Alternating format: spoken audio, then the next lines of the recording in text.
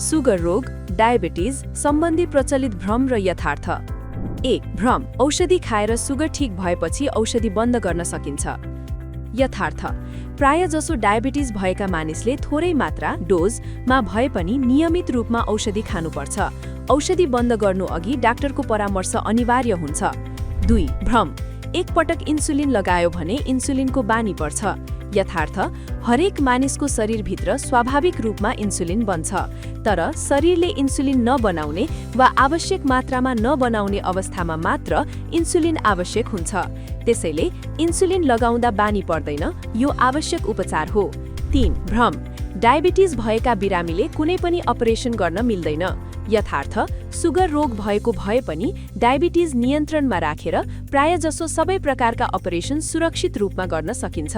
4. भ्रम, डायबिटिज भएको महिलाले बच्चा जन्माउन हुँदैन।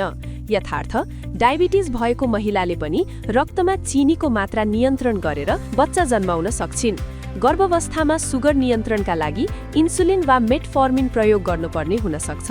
सुगर रोगबारे भ्रममा नपर्नुहोस्, सही जानकारी नै सुरक्षित जीवनको आधार हो। डायबिटिज सम्बन्धी थप परामर्शको लागि सम्पर्क गर्नुहोस्।